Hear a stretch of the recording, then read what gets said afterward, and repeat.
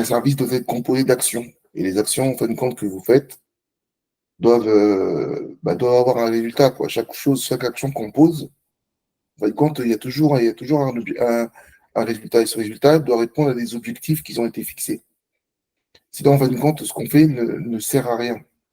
C'est ça qu'on appelle œuvrer, c'est bâtir quelque chose. Et ce qui se passe souvent, c'est que quand on se pose réellement, euh, on va se demander quelles sont les œuvres qui vont vraiment nous accompagner, quelles sont les œuvres qui vont nous suivre, et quelles sont les œuvres qui vont témoigner en fin de compte de la foi que nous avions. Euh, la chose maintenant que je peux vous dire, c'est que, je le redis souvent, le fait d'aller à l'église, le fait de prier à l'église, le fait d'écouter et de louer, le fait de pouvoir donner des dîmes, toutes ces choses-là, ce ne sont pas des œuvres qui vont témoigner de votre foi, parce que ces choses-là existaient déjà avant que Christ vienne. Donc, en fait, quand Christ n'est pas venu pour mettre en place ces choses-là, parce qu'elles existaient déjà. Si Christ est venu corriger, c'est qu'en fait, quand il est venu apporter une modification sur ce qui ne fonctionnait pas, tout ce qui n'allait pas, tout ce qui ne se faisait pas. Voilà. Donc, l'action que nous devons faire, nous devons nous dire, c'est dans notre parcours chrétien, aujourd'hui, quels fruits réellement on porte. Et les fruits que Dieu veut, c'est toujours basé sur une sorte de relation. La relation avec Dieu ou la relation avec les autres. Donc, c'est ça, en fait, compte, qui est important. Et pour pouvoir bien développer ta relation avec les autres, il faut que tu sois capable de savoir que à chaque degré de maturité, il y a des actions à poser. Il y a un accompagnement à fournir. Il y a des, comment dire, il y a une élévation à aller chercher. Voilà. Il y a des problématiques à régler à chaque étape. Et le Saint-Esprit, dans le plan de Dieu, va intervenir sur chacune des étapes. Mais quand ces étapes-là ne sont pas identifiées, en fait, quand on va aller dans l'église, soit on va mal agir, soit on ne va pas du tout agir, mais quoi qu'il arrive, on ne porte aucun fruit parce que tu ne contribues à aucune conversion. Aucune conversion ne va se faire. Tu ne contribues à aucune réparation. Il y a plus des divisions qu'autre chose qui vont se passer. Tu ne contribues pas au déploiement de l'intégrité, mais au contraire, c'est l'impudicité ou c'est toutes les formes de transgression qui vont s'activer. En fait, à la suite de ton action sur Terre, on va te demander quel est ton bilan. Quel est ton bilan? Qu'est-ce que tu as produit? Qu'est-ce que tu as fait? Combien de personnes, en fait, quand tu as ramené à Dieu? Voilà. Et comme tu ne sais pas, en fait, quand identifier quel est le niveau ou l'état dans lequel la personne est, tu ne peux pas lui administrer le bon traitement. Donc, en fait, souvent, ce qui va se passer, c'est que il y a des gens qui vont venir, des peuples que Dieu va vous envoyer, et en fait, quand ils arrivent devant eux, vous ne savez pas quoi faire. Donc, systématiquement, quand le seul outil qu'on a est un marteau, tous les problèmes ressemblent à un clou. Donc, la seule chose que tu vas faire, c'est dire, bon, mettez-vous à genoux, on va prier. Mettez-vous à genoux, on va prier. Mettez-vous à genoux, on va prier. Mais rappelez-vous que quand les disciples ont demandé au Christ, après les béatitudes, de renvoyer les gens pour qu'ils rentrent chez eux, parce qu'il se faisait nuit et qu'il n'ait pas de nourriture, le Seigneur a donné une réponse simple. Il n'a pas dit de prier pour eux. Il a dit, donnez-leur vous-même à manger. Donnez-leur vous-même à manger. Ça veut dire que s'il te dit que donnez-leur vous-même à manger, c'est qu'il estime que vous l'avez. Il estime que les outils, vous les avez. Donc ça veut dire qu'à un moment donné, il ne te demande pas de prier pour que lui puisse intervenir. Il y a un moment donné, il va te demander à toi d'intervenir et de pouvoir agir. Parce que si c'est lui qui doit intervenir systématiquement, il n'y a pas de raison qu'il puisse ramener toute œuvre en jugement. Au final, ce n'est pas lui qui agit. Enfin, c'est pas vous qui agissez, c'est lui qui agit. Or, s'il ramène en jugement, c'est qu'à un moment donné, il y a des choses qu'il fallait qu'on fasse. Donc voilà pourquoi c'est important qu'on puisse échanger sur cette notion-là de degré de maturité. Alors, on s'était arrêté la semaine dernière, on était encore dans l'enfance, et on s'était arrêté à Galates 4, verset 1. Donc, est-ce qu'il y en a qui veulent prendre la parole et puis essayer un peu de nous guider pour que je puisse saisir, enseigner, et puis envoyer le tout? Ceux qui l'ont fait. 1 Corinthiens 13, versets 4, 9 et puis versets 10, 13. Qu'est-ce que ça vous inspire? Pour 1 Corinthiens 13, nous, on a mis ça dans enfance. Mhm.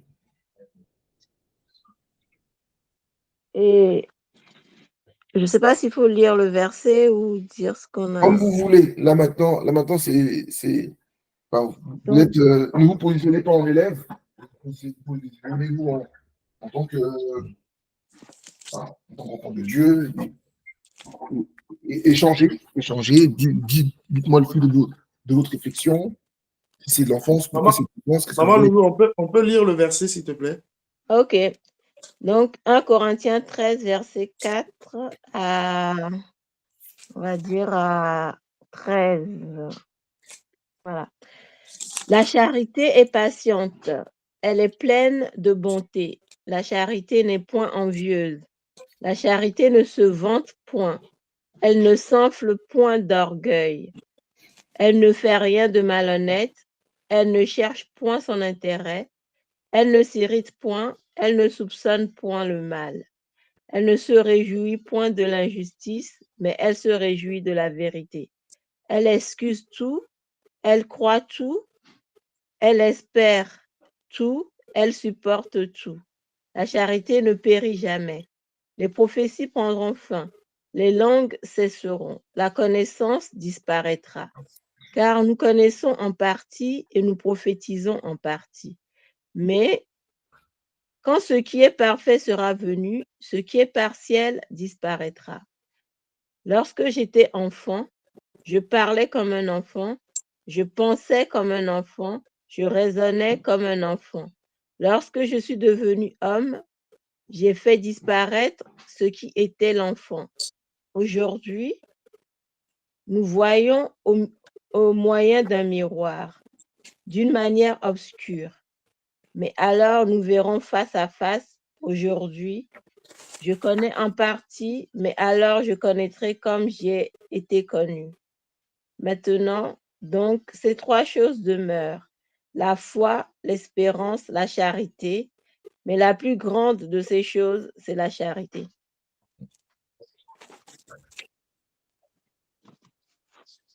Donc voilà le verset. Et d'après nos dires, d'après notre étude, on a dit que c'est un verset qui constate en fait l'état de progression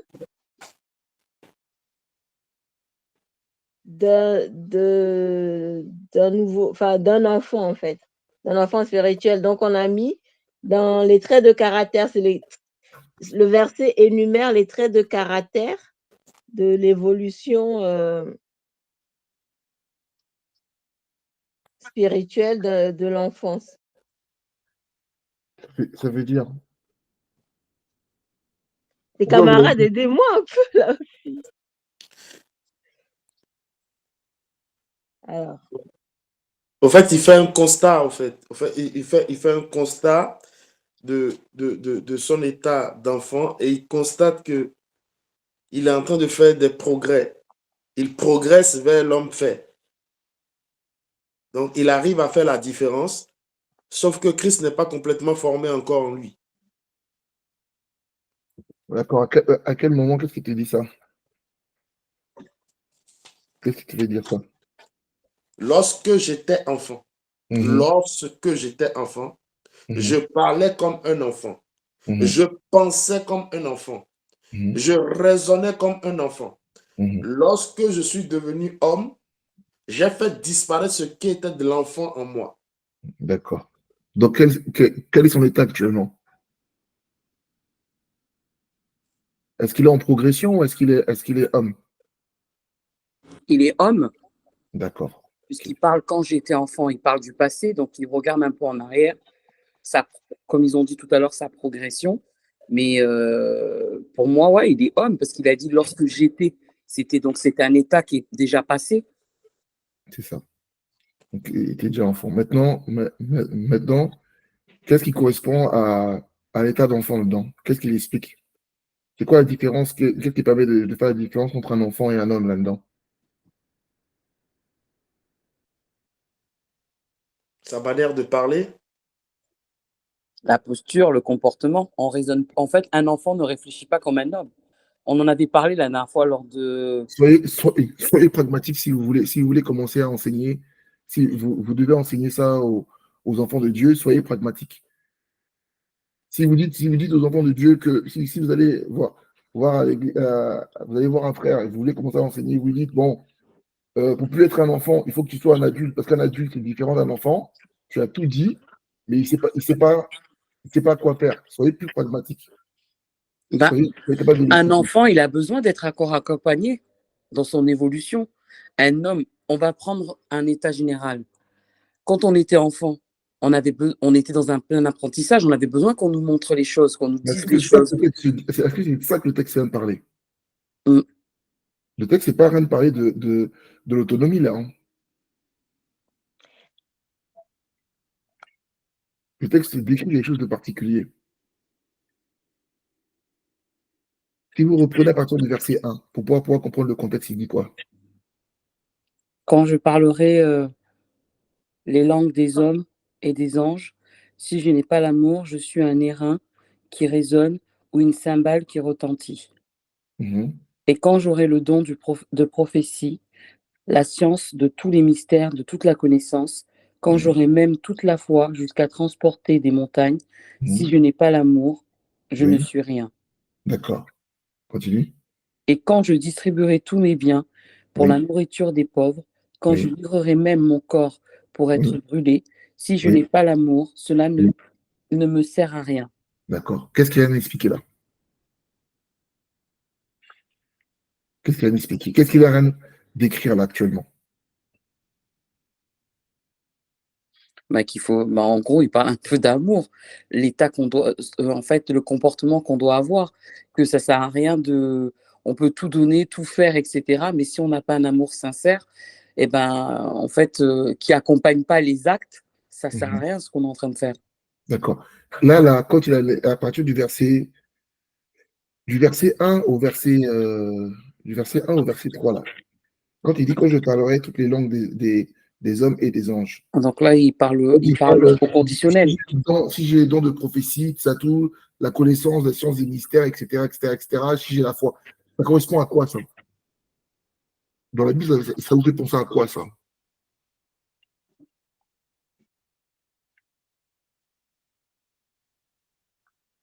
Est-ce que vous avez pas pensé au don du Saint-Esprit? Est-ce qu'il parle pas là du don du Saint-Esprit? Si, D'accord. Donc, il vient de parler du don, il vient de parler des gens qui exercent un ministère, on est d'accord? Oui. Ok. Maintenant, il te dit que si je n'ai pas l'amour, même si j'ai tous ces dons-là, Mm. même si je fais tous les ministères, même si je vais à l'église tous les jours, même si je fais les choses comme il faut, il dit même à un moment donné, même si je donne tout mon argent, tous mes biens pour la nourriture des pauvres, et même si je livrais même mon corps à brûler, si je n'ai pas l'amour vers Dieu ou du prochain, tout ce que je fais ne sert à rien. Mm. Donc ça veut dire quoi? Ce qu'il vient de te faire comprendre, c'est que celui qui est adulte, il a atteint ce qu'on appelle le fait de pouvoir agir par amour. Mm. Tant que tu n'es pas arrivé à ça, tu n'es pas encore un homme, tu es encore un enfant. C'est ça qu'il a expliqué. Parce qu'il te dit qu'avant, quand il était enfant, là, ces choses-là, il n'arrivait pas à faire. Maintenant qu'il est homme, il a compris cette chose-là. Si je n'ai pas l'amour du prochain, tout ce que je fais là dans le ministère ne sert à rien. C'est ce que je vous ai dit tout à l'heure. Zéro, ça vaut zéro. Devant Dieu, ça ne compte pas. Ça ne compte pas parce que la base n'y est pas. Tu poses des actions dans le vide. Même si ça te donne tout ton argent et puis tu es venu vivre à l'église, ça ne compte pas pour lui, ça ne sert à rien. Maintenant, commence à expliquer ce qu'est l'amour, ce qu'on attend, le résultat, le fruit, les choses qui sont palpables. Il dit, l'amour, il faut être patient. Il faut être plein de bonté. Il ne faut pas être envieux. Il ne faut pas se vanter. Il ne faut pas s'enfler d'orgueil. Il faut rien faire de malhonnête. Ne pas chercher son intérêt. Ne pas s'irriter. Ne pas soupçonner le mal. Ne pas se réjouir de l'injustice. Mais il faut se réjouir de la vérité. Il faut excuser tout. Il faut croire à tout. Il faut espérer tout. Il faut supporter tout. Voilà. C'est ça qu'il est en train de maintenant expliquer. Si tu arrives à maintenant maîtriser ces choses-là, c'est que ta progression a été faite, tu es maintenant un homme. Tant que tu n'as pas maîtrisé ces qualités de l'amour, tu es encore un enfant. Et il te dit, normalement, quand je suis un homme, les choses de l'enfance doivent disparaître. Donc, l'envie, le fait de se vanter, s'enfler d'orgueil, le fait d'être malhonnête, le fait de chercher son propre intérêt, de s'irriter, de jalouser, toutes ces choses-là, ça prouve encore que tu es encore un enfant. Tu n'es pas encore un homme. C'est ça qu'il a expliqué ici. Donc, une des caractéristiques ici de l'enfance, c'est celui encore qui n'est pas capable de manifester, en fait, comme tous les. Alors, c'est ce que tu disais, Babette, c'est pas faux. Mais dire juste, oui, ben, il n'est pas adulte, bah ouais, tu as dit ça, ok, tu vas dire ça en prédication, mais les gens vont sortir de l'église, ouais, et on fait comment? Comment on fait pour pouvoir prendre une checklist et puis s'évaluer pour savoir où on en est? Bah, là, il explique.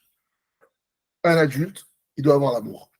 L'amour, il explique ce que c'est. Voici en fait compte les adjectifs, les qualités que l'homme fait doit avoir. C'est ça un petit peu ce qu'il a. C'est ça actuellement qui est expliqué dans ce verset-là. Donc oui, on est sur de l'enfance. Mais en fait, c'est assez particulier parce qu'il te dit que, voilà, l'enfant, il ne manifeste pas ça. L'enfant, il peut être dans le ministère sans manifester ces choses-là. Donc, quand vous voyez les personnes qui sont ministres, mais qui n'ont pas ces qualificatifs-là de l'amour, ils sont pas adultes. Donc, leur ministère, il ne sert à rien. Parce que c'est des grands prophètes, mais ils n'ont pas utilisé la prophétie pour pouvoir vraiment, dans ce cadre-là, d'amour, d'aider quelqu'un. Ils vont donner de l'argent, à l'église ou de l'argent au truc, mais on va pas le faire pour les bonnes raisons. Ils vont le faire parce que c'est écrit dans les textes. Ils vont le faire parce que ça les permet d'être bien vus. Ils vont le faire parce que ça leur permet d'avoir une belle parole. Ils vont le faire pour plein de raisons. Mais ils ne vont pas le faire pour la bonne raison. C'est ça en qui est expliqué. Donc là, une des choses qui nous explique aussi dedans, c'est que le principe de l'enfant ne comprend pas ce qu'il fait. L'enfant, il peut faire des choses extraordinaires parce qu'une des caractéristiques de l'enfant, c'est que l'enfant, on lui donne des ordres, il obéit aux ordres sans comprendre pourquoi on le lui donne. Donc le Saint-Esprit pour lui donner, ce qu'il a dit, hein, quand je parlerai les langues des hommes et des anges. Il n'a pas dit si. Il dit quand. Donc ça veut dire que le Saint-Esprit peut te le donner. Il va te le donner. Tu peux avoir les dons super forts. Tu es le meilleur prédicateur du monde. Mais l'essentiel, tu n'as pas compris. Donc tu exerces dans le vide. Tu exerces dans le vide. Est-ce que vous vous rappelez d'abord ce que vous avez dit, la première des choses, quand on veut faire l'œuvre de Dieu, qu'est-ce qu'il faut faire?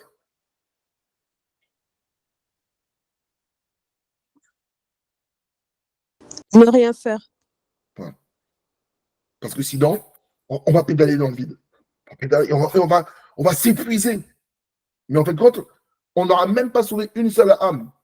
Parce que tous les dons qui sont donnés là, qu'on a vu là, le parler en langue, le parler des langues des hommes, la prophétie, la foi, etc., tous ces dons-là, c'est pour l'édification du corps de Christ. Et l'édification du corps de Christ n'est pas l'Église. En tant que religion, ce sont les individus qui composent l'Église. Donc, tout doit être utilisé pour l'autre, pour aider l'autre à être dans la présence de Dieu, dans l'amour de Dieu, dans la justice de Dieu, dans la droiture de Dieu, Et comme on est encore sur terre, dans ce corps humain, c'est difficile. Alors, il faut que le fort soutienne le faible, etc., etc., etc.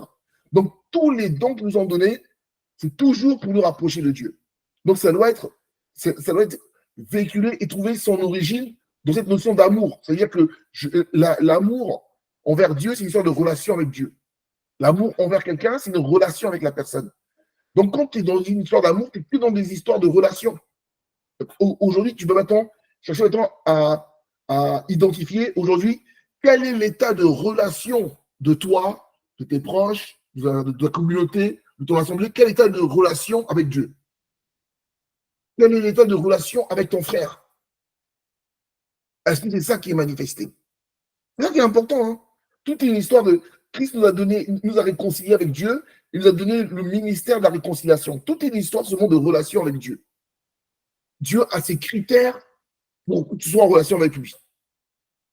Parce que sa justice est exigeante. Donc, en fin de compte, tu ne peux pas communier avec Dieu n'importe comment. La justice est exigeante. La preuve est, sur cette histoire de justice exigeante, j'entends beaucoup de prédicateurs qui parlent de la grâce. Oui, alors sur la grâce, machin, etc., tous nos péchés sont pardonnés, etc. C'est pas faux. Je vais vous donner un cas. C'était dans Corinthiens, je crois, c'est plus Corinthiens 14 ou je sais plus, quand Paul expliquait que à Corinthe, on entendait même des choses qui faisaient honte, même des choses qu'on ne voyait pas chez les païens, parce qu'il disait que c'en est même où un fils va coucher avec sa belle-mère. Donc il va la prendre pour femme. Or que la parole de Dieu, dans la loi, nous disait que l'enfant ne peut avoir la nudité du père. Donc ça veut dire qu'il ne peut pas connaître la nudité de la femme du père, etc. Donc c'est une grosse abomination. Voilà. Et même dans la justice romaine, c'est des choses qui sont interdites. C'est pas qu'il dit que même ça, chez les païens, ils ne font pas ça. Mais vous en êtes arrivé dessus. Et il fait le reproche à l'Église, parce que dans l'Église, les gens étaient au courant de cette situation-là, et ça ne les a pas choqués. Or, la parole, l'ordonnance du Seigneur, c'était quoi? Il dit, quand tu sais que ton frère a fauté, prends-le, toi et lui, essaie de le reprendre. S'il se repent, tu as gagné un frère. S'il refuse de t'écouter, prends un ou deux témoins et parle-lui. S'il se repent, tu as gagné un frère. S'il ne se repent pas, maintenant parle devant toute l'assemblée. S'il refuse encore d'écouter, tu devras le considérer comme un païen. Donc ce n'est plus ton frère. Il n'est plus de ta communauté comme un païen. Parce que le péché ne peut pas rester au milieu de vous. Et là-dessus, il n'y a pas de notion de grâce. Parce que la personne, c'est volontairement qui commence à créer des infamies. Vous comprenez? Donc, en fait, le but de tout ce qu'on va faire, c'est d'éviter que les gens soient dans ça. C'est pour ça qu'en fin de compte, il va nous donner des dons. Est-ce que vous comprenez un peu le raisonnement du truc? Oui. Ce qui veut dire que ce verset énumère les traits de caractère d'un homme fait. Ouais. Mais c'est pas. Mais on le situe quand même dans enfance. Oui, parce qu'il te dit que quand j'étais enfant, je parlais comme un enfant. Donc là, quand tu regardes ici, là, tu regardes l'ensemble de ce qu'il y a là, le fait de ne pas être fait avec l'amour, etc., c'est qu'en fait, quand tu continues à parler comme un enfant. Donc les choses de l'enfant n'ont pas disparu. Ce qui fait qu'on reste dans l'enfance, c'est où il dit, je pensais que je raisonnais comme un enfant. Lorsque je suis devenu homme, j'ai fait disparaître ce qui était de l'enfance. J'ai fait disparaître ce qui était de l'enfant. Et donc, en fin de compte, là, tout ce qu'il y a eu au-dessus, c'est la description de ce qu'est un enfant. Un enfant, il n'a pas l'amour. Et l'amour, voici parce que ça décrit. Voilà. Donc, si tu es un adulte, tu fais disparaître toutes ces choses-là. Tant que tu n'as pas fait disparaître, tu es encore un enfant spirituel. Parce que tu Il appliques. est quand même ambigu un peu ce passage parce que quand il dit à la fin: «Lorsque je suis devenu homme», ça pourrait faire penser que c'est un homme fait. Oui, mais là, actuellement, là, on ne lui demande pas si lui, c'est un homme fait. Ce qui nous explique ici, là, dans ce verset-là, on est en train de décrire qu'est-ce qui est de l'enfance. D'accord. Alors, oui, tu aurais pu le mettre dans l'adulte si tu disais qu'un adulte, il doit avoir l'amour, il doit être patient, il doit être ceci, il doit être cela. Là, à ce moment-là, tu le mets dans l'adulte. Mmh. Mais là, moi, je l'ai mis dans l'enfance parce qu'en fin de compte, il nous explique que ce qui ressortait le plus dans ce verset-là, c'est que quand tu es adulte, tu fais disparaître les choses de l'enfance. Et les choses de l'enfance, là, il les a expliquées. Mmh. Il a Bon, expliqué. après, moi, il y a aussi ce qui m'a aussi persuadé que c'était dans l'enfance, c'est le verset 12 quand il dit: «Aujourd'hui, nous voyons au moyen d'un miroir Oui, d'une manière obscure, mais alors nous verrons face à face. Aujourd'hui, je oui, connais en partie». oui. Donc c'est son état d'aujourd'hui, c'est qu'il connaît en partie, Ouais, il n'est pas il parle de manière générale. C'est pas que lui. Hein. Il ne parle pas spécialement de oui, lui de parce que lui manière arrive. générale de l'étape de l'enfant ou bien? Oui, parce qu'il t'explique que il dit que quand on prophétise, les gens prophétisent. Aujourd'hui, on prophétise, on dit des choses. Il dit ouais, mais il ne faut pas croire que c'est la fin des choses parce que Oui. même si on prophétise en partie. On n'a Mmh. pas toute la révélation. Mmh. Quand on a tous ces miracles là qu'on fait là, tout par le Saint-Esprit, on Mmh. les a pas, il ne faut pas croire qu'on les a à 100%. Mmh. On aura toute la révélation quand Christ viendra. Et pour le D'accord. moment, il faut arrêter de croire que c'est parce qu'en fait, quand tu prophétises, que ça veut dire ça y est, c'est bon, t'es arrivé. Mmh. C'est ça qu'il faut comprendre. D'accord, OK. Tu vois? Si tu prophétises aujourd'hui, tu peux même être le meilleur prophète du monde. Les révélations que tu vas avoir, c'est qu'une infime partie. Mmh.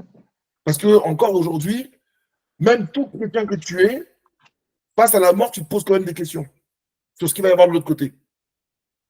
Donc, tu n'as pas la révélation totale de ce que c'est. C'est pour ça que souvent, même si beaucoup de chrétiens, quand ils se retrouvent confrontés à la mort, ils ont peur. Parce que la révélation est en partie. Donc, une des choses, une des caractéristiques de l'enfance, comme on a dit, c'est alors, on a dit, hein, c'est l'exécution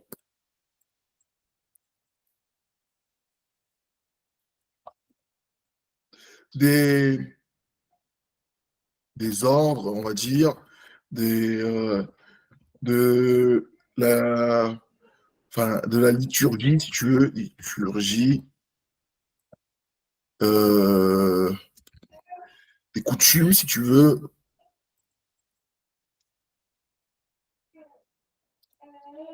et exercice du ministère,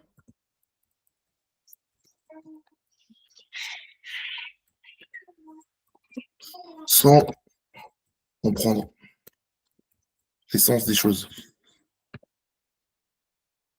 C'est comme ça l'essence, je crois, l'essence des choses, non, avec deux S.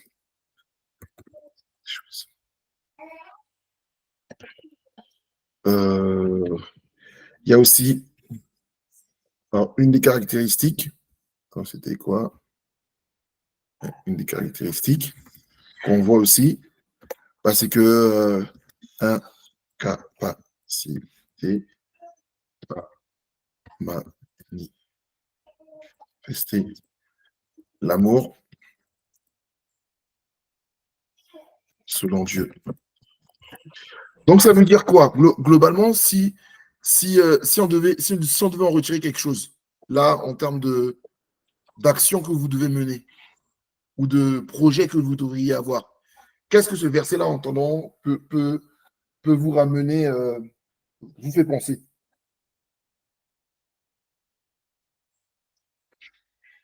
Qu'est-ce que vous devez faire pour ne pas passer à l'état d'adulte?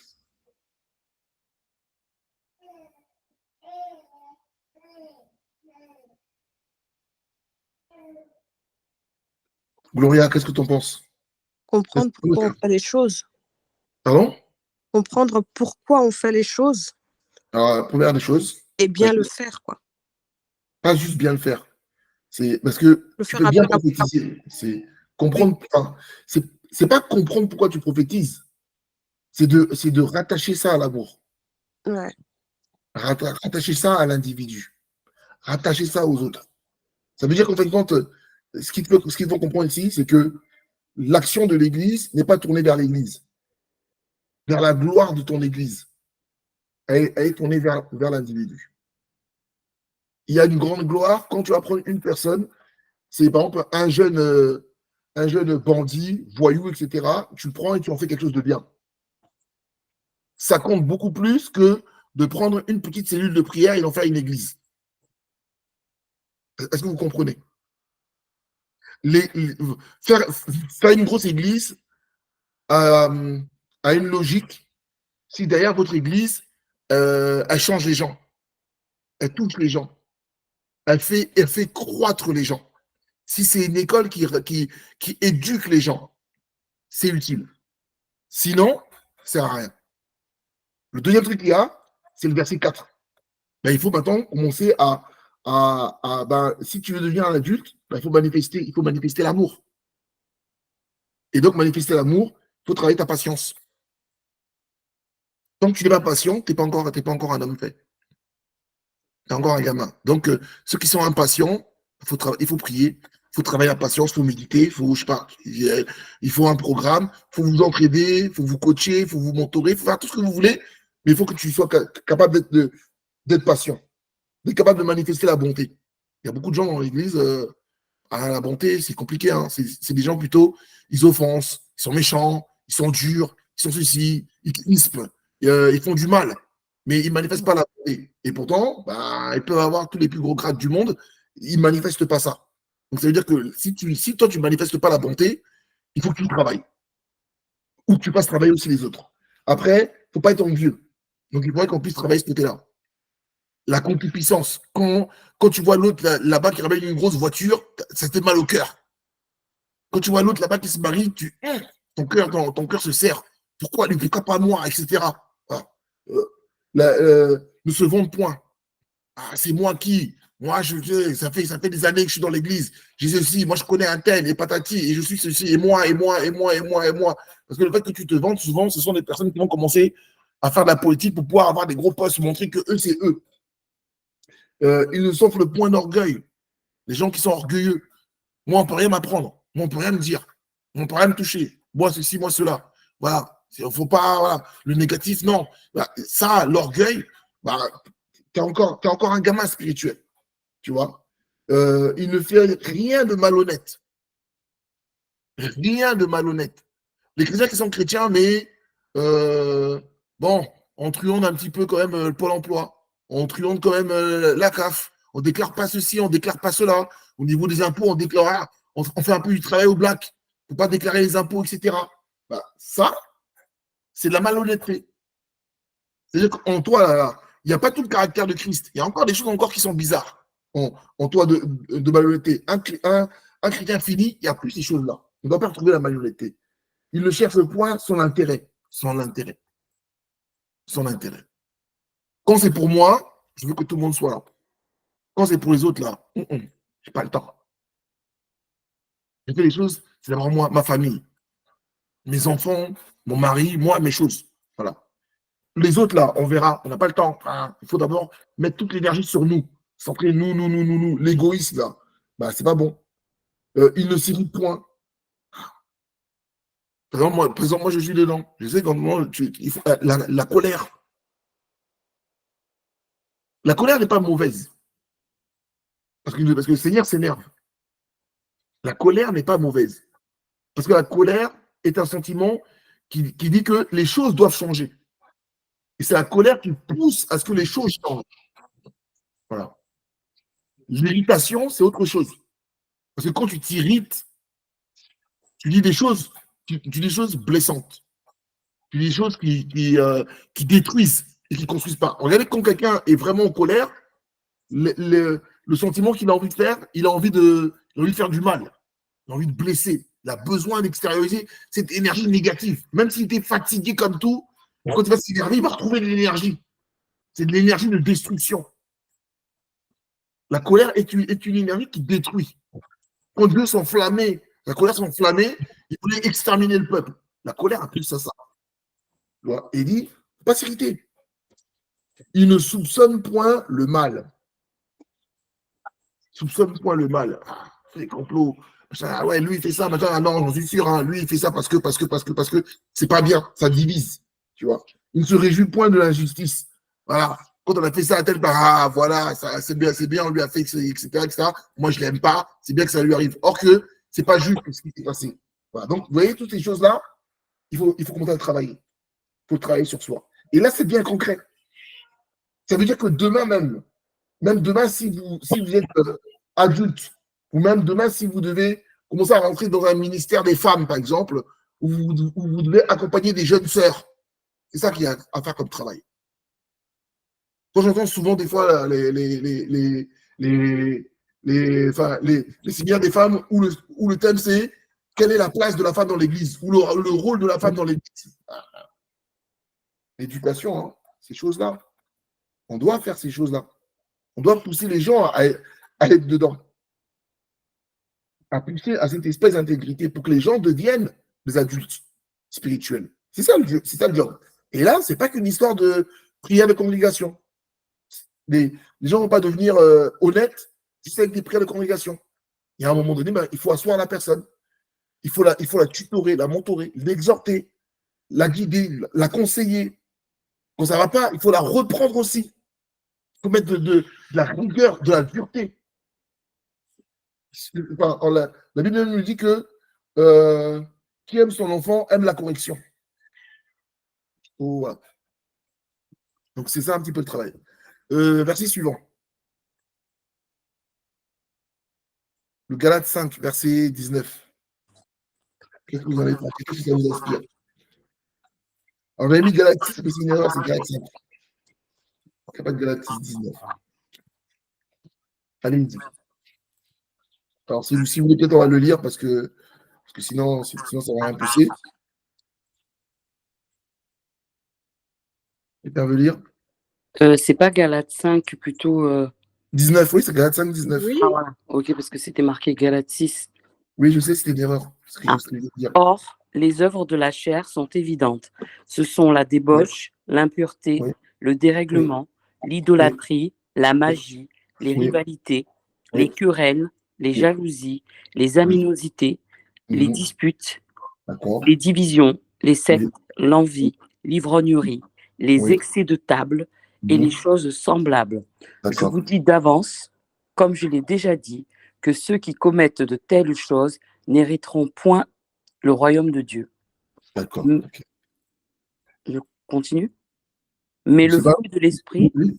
c'est Oui. l'amour, la joie, la paix, Mhm. la patience, la bonté, la bienveillance, la foi, la douceur, la maîtrise de soi. La loi n'est pas contre ces choses. Ceux qui sont à Jésus-Christ ont crucifié la chair avec ses passions et ses désirs. Si nous vivons par l'esprit, marchons aussi selon l'esprit. Ne cherchons pas une vaine gloire en nous provoquant les uns et les autres, en nous portant envie les uns aux autres. D'accord. Ok. Alors, qu'est-ce que vous allez me dire dessus? Qu'est-ce que vous pensez dessus? Déjà, c'est de l'enfant, c'est de l'adulte, vous le mettez où ça? Du bébé, vous le mettez où? Enfance. Ok, pourquoi? Qu'est-ce qui vous fait. Si vous deviez enseigner dessus, qu'est-ce que vous diriez?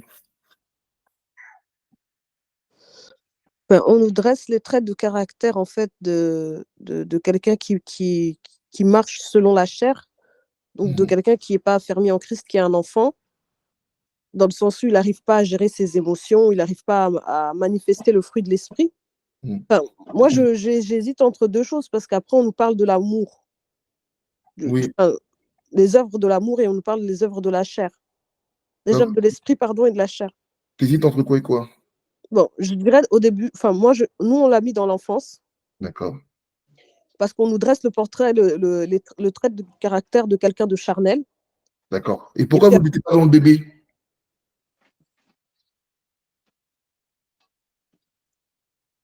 C'est une question, hein. Euh, Non, ouais. mais prenez la parole, hein. C'est pas la peine de lever la main. Prenez la parole.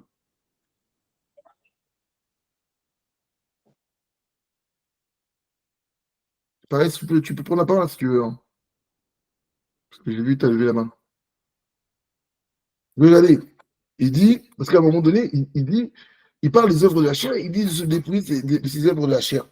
Moi, je pose la question, je pose la question comme n'importe qui en disant, mais pourquoi c'est pas un bébé? Pourquoi on ne parle pas de bébé? Ben, Ah. je pense qu'un bébé manifeste pas. Je sais pas. Parce que quand on est une nouvelle naissance, On est on, chargé encore, on a dit encore sur la chair. Remontez au verset 16, vous avez la réponse dans le verset 16. Prenez toujours le contexte. je dis donc, marchez selon l'esprit et vous n'accomplirez pas les désirs de la chair. Ok, Car la chair a des désirs contraires à ceux de l'esprit oui, et l'esprit en a de contraires à ceux de la chair. d'accord. Il Ils sont s'adresse à qui là? opposés. Il s'adresse à qui? Là, il parlait à qui là? Quand il prêchait. Ceux qui se sont convertis, peut-être. Oui, il parle aux Galates. Oui. Mais les Galates, là, ils sont chrétiens ou pas? Oui. Voilà. Donc, ça veut dire que s'ils sont chrétiens, ils ont déjà passé l'étape du baptême et de la nouvelle naissance. Mhm. C'est pour ça que on ne parle pas de bébé là. Oui, Là, on parle à des personnes qui ont déjà passé l'étape de donner leur vie à Jésus. voilà, c'est ça. Maintenant, il explique que même en ayant donné votre vie à Jésus, T'as fini. vous pouvez marcher selon la chair Mhm. et vous pouvez marcher selon l'esprit. Mhm. Et donc, maintenant, il explique c'est quoi marcher selon la chair, c'est quoi marcher selon l'esprit. Mhm. Donc, quand tu marches selon la chair, la nouvelle naissance vient passer, mais tu es encore dans l'enfance. Mhm. Parce qu'il y a ces choses-là, etc., etc., etc. Et c'est les mêmes comportements que les païens. On retrouve ces choses-là. Mais notre but à nous n'est pas de marcher selon la chair, c'est de marcher selon l'esprit. Donc, il t'explique que l'enfant n'est pas encore capable de marcher selon l'esprit. Et après, dedans, maintenant, il explique le résultat de la chair, comment on voit. Il dit les œuvres de la chair, elles sont évidentes. La débauche, l'impureté, les dérèglements, l'idolâtrie, la magie, les rivalités, les querelles, les jalousies, les animosités, les disputes, les divisions, les sectes, l'envie, l'ivrognerie, les excès de table et les choses qui sont semblables. Ce sont les œuvres de la chair. Tu n'es pas encore mûr. Par contre, les fruits de l'esprit, on revient encore dessus. En premier, c'est d'abord l'amour, on l'a vu tout à l'heure. La joie, être constamment en paix, la patience, la bonté, la bienveillance, la foi, la douceur, la maîtrise de soi. Là, c'est les fruits de l'esprit. Tu es arrivé à la fin de ton pèlerinage, de ton atelier, voilà, de ton entraînement. Tu es arrivé là. Donc, quand tu es dans l'enfance, tu as encore ces œuvres de la chair qui sont là. Qui sont manifestes. Alors, souvent, tu n'as pas que les œuvres de la chair, tu as un petit peu d'œuvres de l'esprit. Les gens ne sont pas tous tout mauvais. Tu as des qualités et des défauts. Bon, maintenant, il faut voir maintenant où tu en es. Mais on ne doit plus voir les œuvres de la chair au milieu de nous. Voilà pourquoi, en fait, quand on parle de leur force. Là-dedans. Donc, l'enfant n'a plus de.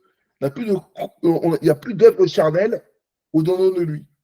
Ou après, on verra plus tard, c'est ponctuellement, c'est des cas où juste, voilà, tu as raté la cible. Tu as raté la cible, tu as fait du rata, c'est ce qui veut dire péché. Tu as loupé l'occasion de pouvoir honorer l'image de Dieu dans ton frère ou dans ta sœur. Voilà. Et ça, Christ couvre. Mais quand ça a un caractère que tu as tous les jours, Christ ne couvre plus ça. Ça, lui, il couvre plus. C'est pour ça qu'il dit qu'il faut marcher selon l'esprit. Le but, c'est pas lui, je me suis converti et c'est fini. Non. Quand tu t'es converti, c'est bien, c'est la première étape. Maintenant, il faut que tu marches selon l'esprit. Et là, pour le moment, tu n'y arrives pas. tu vois. Tu n'y arrives pas. C'est compliqué. Tu essayes. Tu n'y arrives pas. Donc, tu refais, tu refais, tu refais, tu refais, tu refais, tu refais, tu refais, jusqu'à ce que tu t'en sortes. Vous comprenez là? Oui. Donc, là, s'il y a une action, un mentorat, un tutorat ou un travail sur soi à faire pour vous, ce serait quoi? Vous devez transformer ça en projet. Comment entendons-vous transformer ça en projet? Comment entendons-vous passer en mode éveil chrétien?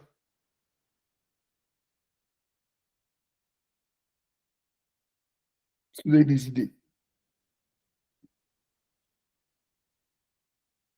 Ce serait d'enseigner justement les nouveaux baptisés. Attention, est-ce que seuls les nouveaux baptisés sont les enfants? Non, mais bon, pour commencer, quoi. Ah, le problème qui se Si passe, c'est un c'est pro- est-ce qu'un enfant peut. Un aveugle qui conduit un aveugle, ça fait quoi?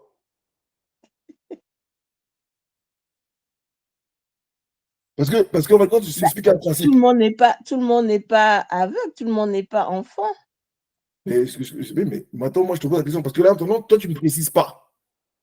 Tu ne me précises pas. Tu dis, le nouveau venu, il faut le conduire. Le problème qu'il y a, c'est que Il faut l'enseigner, j'ai dit le le reste. principe d'un enfant, on vous Mm. dit, dans les statistiques, un enfant qui voit ses parents fumer, enfin, quelle tendance il va avoir à Elle va avoir quand il va fumer grandir? aussi. Il va faire quoi? Elle va fumer aussi. Voilà. Donc, ça veut dire que le problème qui va se passer, c'est que si tu commences par enseigner aux nouveaux venus que oui, il faut se tenir comme ci, il faut se tenir comme ça, mais qu'ils voient des anciens se tenir mal, il va Mm. dire, attends, mais en fait, médecin, guéris-toi toi-même. Déjà, alors, commence d'abord par ôter la poudre dans ton œil avant de venir chercher à ôter la paille dans mon œil.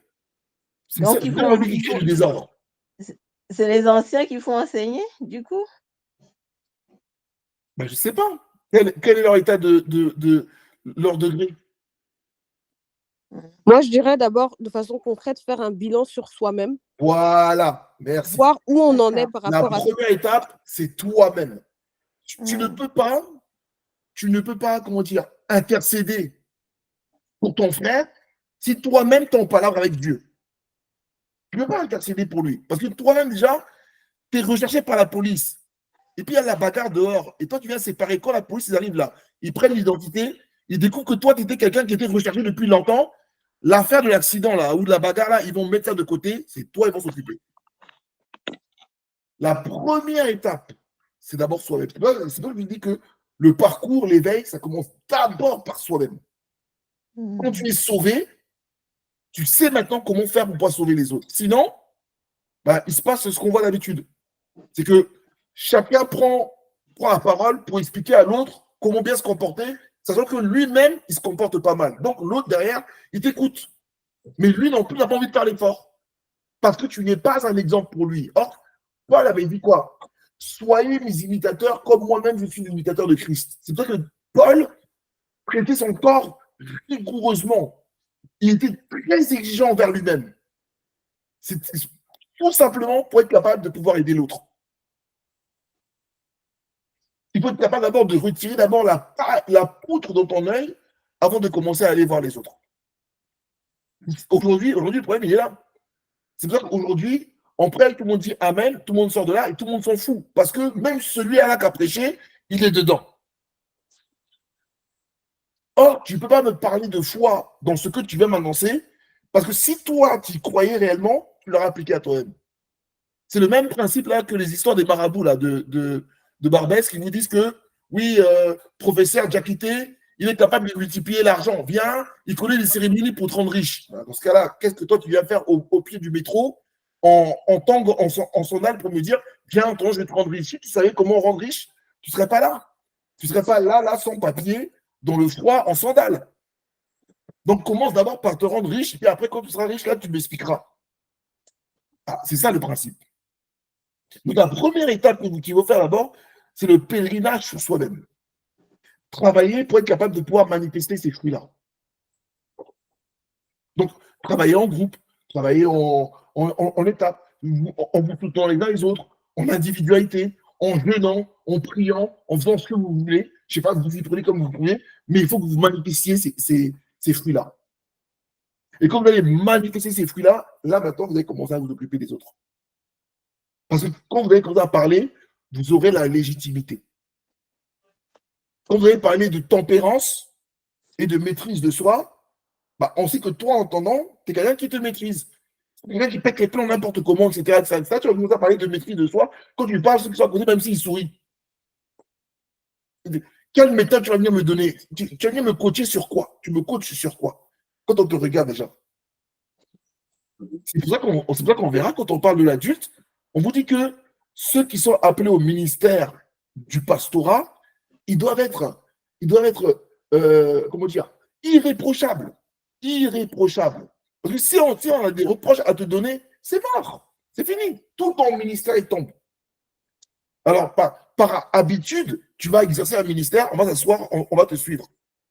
Mais en fait, quand tu vas guider personne nulle part. Parce que toi-même là, tu es dedans. Quand tu as fini, on te dit, mon frère, viens t'asseoir sur le même banc que nous. On est tous accusés, on est tous pécheurs entre nous. Et c'est plus bon. Tu comprends, maman Loulou?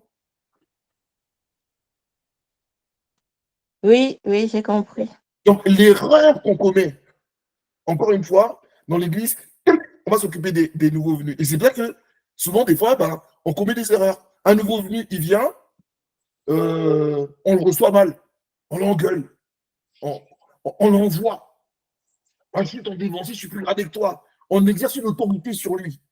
Ouais, mais parce que toi-même, encore dedans, là, tu as encore des fois encore de la chair. Des querelles, des disputes, des machins, etc., etc. Donc, le nouveau venu, il vient des fois, et puis vous chamaillez, vous disputez, vous n'aimez pas l'autre, à moi, en tout cas, j'aime pas l'autre, à moi, j'aime pas l'autre. Et puis lui, il vient, il dit, mais où je suis tombé là? Mais là-bas, là, où j'étais dans le monde, j'étais nul. Parce que ici, là, je suis rentré dans un truc là, les gens là, ils sont terribles. Ils sont terribles. Et puis, après, ils vont me dire, viens, t'es nouveau venu, viens, je vais t'enseigner Christ. Mais mon frère, si Christ là, c'est l'histoire de Jean-Claude Van Damme, je préfère Satan. Lui, au moins, Satan, c'est un prince de paix. Parce que Christ là, c'est un monsieur de guerre.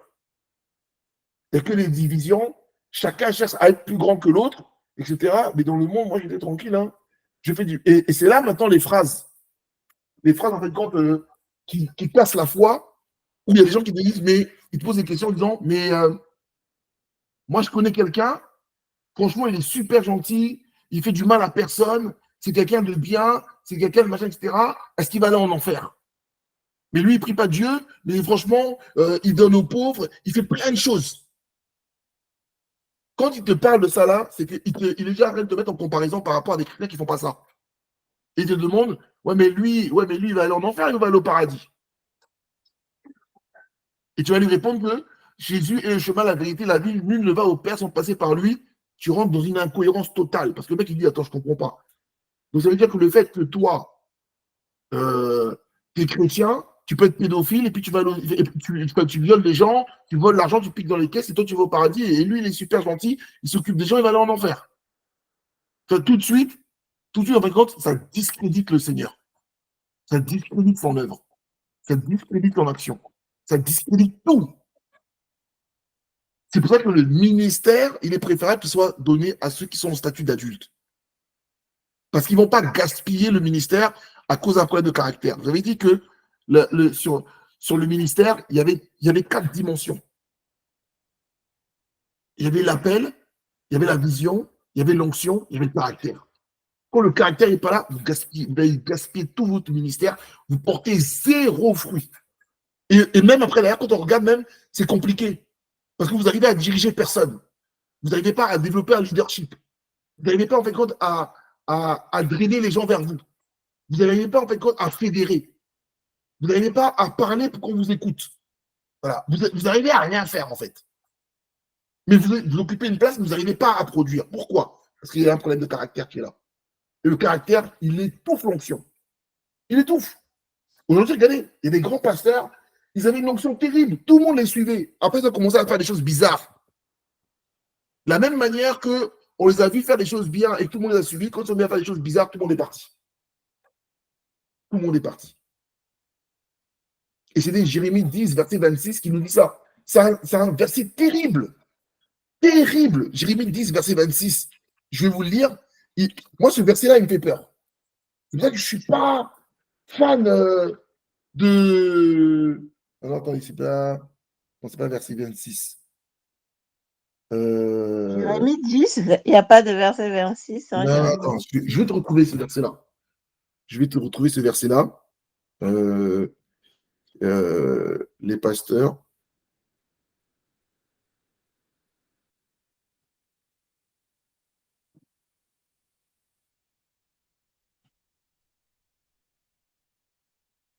Ah, verset 21. Je sais pas, j'ai toujours verset 26. J'étais presque. Les Allez, bergers ont été stupides, oui, ils n'ont pas cherché l'Éternel. oui, C'est pour cela qu'ils n'ont point prospéré et que tous oui. leurs troupeaux se dispersent. Voilà. Vous voyez? Et quand on parle de berger, on ne parle pas juste de soulever la tête, on parle de tout le corps dirigeant de l'Assemblée. Il dit quand, et c'est encore le caractère, ils ont été stupides, donc ils n'ont pas été intelligents. Pourquoi? Parce qu'ils n'ont pas cherché Dieu dans ce qu'ils ont fait. Ils ont fait les choses par eux-mêmes. C'est pourquoi ils ne prospèrent pas, ça ne multiplie pas, ça ne se développe pas. Et le troupeau, il fait quoi? Il se disperse. Ce n'est pas un problème d'onction, ce n'est pas un problème de puissance du Saint-Esprit. Dieu dit non, ce n'est pas un problème de moi, ce n'est pas un problème de ma prière, c'est un problème de vous, ce que vous avez fait, de votre réflexion, votre façon de penser, de ce que vous avez produit vous-même là, votre système de mentalité. C'est ça en tant qu'à tout gaspiller. Et si tu montes un peu plus loin, il dit, verset 20, il dit, ma tente est détruite, tous mes cordages sont rompus, mes fils m'ont quitté et ils ne sont plus. Je n'ai personne qui dresse de nouveau ma tente, qui relève mes pavillons. Mon œuvre est à terre. C'est ça que Dieu dit. Le caractère. Quand on est enfant et qu'on manifeste les fruits de la chair, on gaspille, on tue l'ancien. On tue toute chose. C'est pourquoi, encore une fois, quand je réinsiste, la première chose avant de faire l'œuvre de Dieu, c'est de rien faire. Parce que Dieu va ramener toute œuvre en jugement. Toute œuvre, il va la ramener en jugement. Soit bien ou soit mal. Maintenant, ça va dépendre maintenant de quel fruit tu portes. De comment tu vas faire. Dieu va t'envoyer une personne pour que tu le sauves. Est-ce que tu es en capacité de le sauver? Si tu ne le sauves pas, tu vas arriver ce compte-là à Dieu. Je veux dire, je vais te l'avais envoyé. Tu devais le sauver. Pourquoi tu n'y es pas arrivé? Oh, parce que j'étais énervé. Ah bon, tu étais énervé. Donc moi, tout ce que j'ai fait là, toi, tu n'as trouvé que la colère à faire. On se garde pour toi. Donc la première des choses qu'il faut faire d'abord, c'est de croître spirituellement. L'Église, la notion des dévanciers dans l'Église avait ça pour origine. Les grades correspondaient à une progression spirituelle, non pas dans la liturgie, non pas dans les onctions, mais dans ta progression de chrétien. Pour que celui qui soit plus gradé ait une autorité sur le moins gradé parce qu'il a plus expérimenté, il est en avant. Il y a des gens comme ça qu'on a connus, qui étaient des vrais tuteurs, des vrais pères, comme Papa Kadja par exemple, qui dans sa façon d'être, dans sa présence, etc., il te donne envie d'être comme lui. Donc, il est ton devancier. Et toi, tu le suis. Et normalement, ta progression spirituelle, comment dire, était proportionnelle à ton avancée dans le christianisme. C'est pour ça qu'on nous dit dans l'histoire qu'au chauffard, quand tu venais pour apprendre l'onction, si le Saint-Esprit n'avait pas choisi, il pouvait donner l'onction à tout le monde et quand il passait à toi, il te sautait. Il ne te mettait pas l'huile. Parce que le Saint-Esprit disait que celui-là, il n'est pas encore à ce niveau-là. Il n'est pas au niveau du grade qui est là. Parce que sinon, il va dominer. L'onction qu'il va avoir, c'est une onction, l'onction des anciens rois, pour dominer sur ceux qui sont en dessous, et pas pour les servir. Et comme on a pris de l'onction sans que le caractère aille, aujourd'hui, l'Église est dans l'état qu'il est. Et ce n'est pas moi qui le dis. C'est un constat. C'est un constat. À cause du caractère. Vous voyez? Donc, en fin de compte, l'enfance n'est pas bonne. Donc là, on apprend vraiment ces degrés de la maturité parce que c'est super important. Et quand on a bien compris cette notion de degré de maturité et ce qui est attendu, ce qui correspond à chacun des degrés, On va voir maintenant comment le Saint-Esprit agit sur chacun des degrés. Quels sont les outils qu'il nous donne? Comment lui il marche? Qu'est-ce qu'il essaye d'opérer en nous? Et quand on va comprendre comment lui fonctionne avec nous par rapport au degré de la maturité, maintenant, on va se laisser conduire maintenant par le Saint-Esprit. On va travailler en association avec le Saint-Esprit, soi-même maintenant pour pouvoir s'élever, pour pouvoir continuer à progresser. L'histoire du figuier stérile, ça parlait de ça. Quand le Christ vient et voit le figuier normalement devait produire, enfin, c'était pas la période de production des fruits. C'était pas la période, mais il devait y avoir déjà au moins des prémices. Il devait y avoir des choses. Ce n'était pas encore le moment du jugement, mais quand il vient, il doit avoir les fruits. Et si d'ailleurs tu ne produis pas de fruits, il te rejette. Il m'a dit en disant que jamais aucun fruit ne sort de toi. Hésite, il te met de côté. Parce que Dieu n'a pas d'obligation envers nous. Quand il voit que tu ne portes pas à celui qui n'a pas, on retranchera même le peu de ce qu'il a. Et ça, c'est le caractère qui provoque ça. C'est rarement un problème de puissance. C'est toujours un problème de caractère.